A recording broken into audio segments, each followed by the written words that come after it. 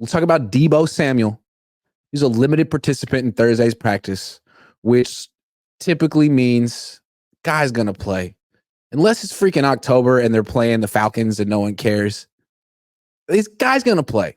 So what do you expect to see from Deebo Samuel in particular in this game? We might get a little bit of decoy Samuel in this game. Okay. Deebo is a physical runner. Better than no Samuel. It's better than no Samuel at all. The thing about this is that we don't know the severity of the injury, and for good reason. You know, they're keeping this under wraps, and we do understand. One thing that we do know is that whatever happened, it got aggravated immediately. Deebo didn't even try to come back in the game. He was gone, did not come back. And even after the initial prognosis of what it was, it had to be in a pre-existing injury because they were more than open with saying that it was 50-50 right off the bat. Like, we don't know. Getting him on the field, I feel like this is a feel thing. I do feel like there's an element of this where he is toughing a lot of this out. And if we had to go to like a raw number, I'd say he's probably 60-40, right? Just above 50, enough to play. Now, he could get the adrenaline pumping, get a Teradol shot, and be good to go, right? And you just live to play it down because that's what you make millions of dollars for it. I don't know how Kyle is going to use him, but I do understand that we're going to see exactly what Deebo can give us within the first couple of series of the game. They're not going to just sit there and have him out there as a wilting flower. He's going to be utilized. So if he gets on the field, if he's playing, they're going to use him right away. And then I'm going to be honest with you. If you've noticed, there has been an uptick of Deebo, right? We're starting to see him in special teams. He's a returner now. We're starting to see him more outside of the running game, but he's becoming more of a deep ball threat.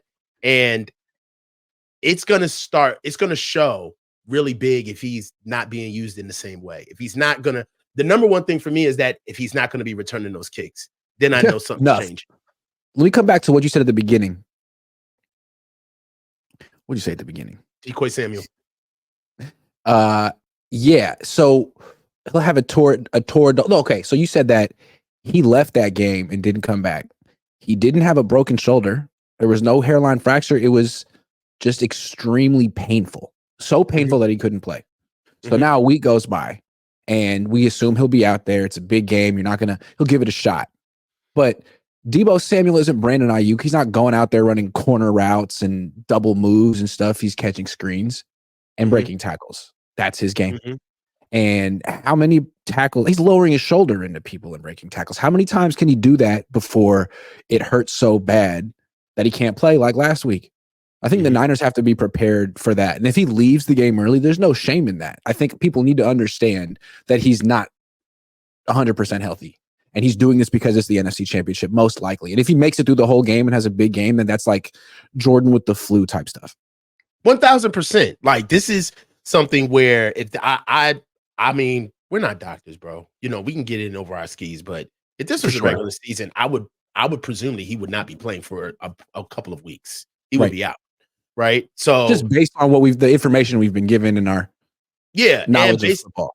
Exactly. And based on the injury being pre-existing. So yes, there's an element of this where they know they need him. Kyle was very open about it. You know, I mean, he gets away with this all the time. It kills me. But he's very open about how the whole how the offense just changes when one or two players is gone and how they're just not good enough anymore. And it's just like, for me, most offensive Trent Williams said it himself. He talked about how unique this team is.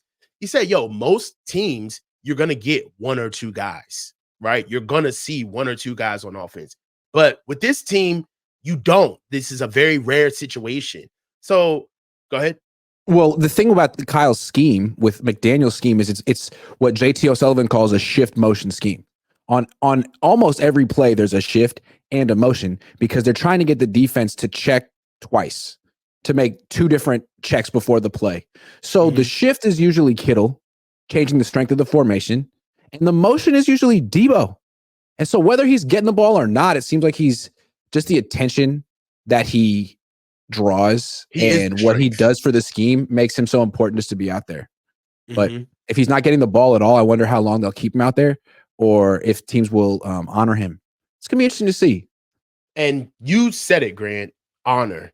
That's what the Niners need from a defense. They need the defense to honor every blade of grass on the field. If you get if the Niners play against a defense that isn't believing in everything that they do offensively, then they themselves are not going to be an efficient offense. We predicate ourselves on the offense believing what we're telling them, the defense believing what we're showing them. So even if schematically, right? Because football takes over, but even if schematically Deebo shows himself to be moving as the shifter, shifting the strength of the formation, if he gets the ball a couple of times and he's just not he's just not the same player, that could shift things. Totally agree. Sean O'Leary says any word if Logan Ryan any word if Logan Ryan will start again. Sure hope not. Kyle's vet over rookie tendency is a liability. I got it eventually. He was asked that question today, and he didn't say that Logan Ryan would play, which makes me feel like he's going to play Jair Brown and not talk about it. But I want to say real quick, no one's really talked about this guy since he went down, but Talanoa Hufanga, I feel like they're missing his presence. They were a much better defense with Talanoa Hufanga. And Jair Brown's a nice player, and he may end up being better than him, but Talanoa Hufanga's an all-pro safety, and Jair's a rookie, and Logan Ryan was on a cruise ship a few months ago. So I think when we wonder, like, what's up with the Niners defense? Why isn't quite as dominant as it was? Well, they lost Talanoa Hufanga. They lost an all-pro DB. Yeah. Well, also, all right. So there's a little bit of pushback, right? I feel like you and I were like, how dare you? I know I have you on the show to agree with everything I say. You're my AJ Hawk. You know, you just sit there like this.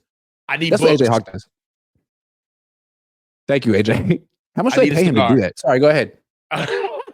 So, like, I want to give pushback because I feel like in this area of the season, right? It's win or go home, right? And at this stage, if I'm a coach, I'm not putting somebody out there who needs time on task. Not now. Not during this time. Like, the reason why I believe that Logan Ryan actually is getting the nod over Jair Brown is because the mistakes at this level are way too costly for you to make. Yeah, where the good pop, the good flash plays that you get out of Jair Brown, the athleticism that you get out of them, that pales in comparison to the missed assignments. Yeah. And you gotta play Logan Ryan, which is that makes sense. That makes sense. So we see things in Logan Ryan that, of course, he looks like he just got off a cruise, right? He's not necessarily as dynamic as we're used to seeing players utilize themselves in that position, but he's right. Yeah. He's got tons of knowledge. And he ain't gonna blow no touchdown. You see what I'm saying? Like, those are the things that they're probably banking on. Versus with Jair, it's like, dude, he's great until he isn't. And then when he isn't, it costs us. Well, Logan Ryan cost him too on that long run by Aaron Jones, which again tells me there's no real right answer here. They're missing Talanoa. True. Moises Rosales says returners need to stop trying to return a kick and let it go to the end zone. They rarely get more yards than a touchback. What do you guys think? I feel like Ray McLeod has that down. Well, I can't remember the last time he returned a kickoff. Our special teams, as far as returning is, I don't know, man. Like, Deebo's not that good at it either. I'm sorry. He's really not. He's not. I thought he would be a guy. College. Yeah. Right. And then Brandon Ayuk, we really just kind of skipped past that. He's too valuable to use back there. And he wasn't that good at it either. They need to draft someone at that spot. They could be even better.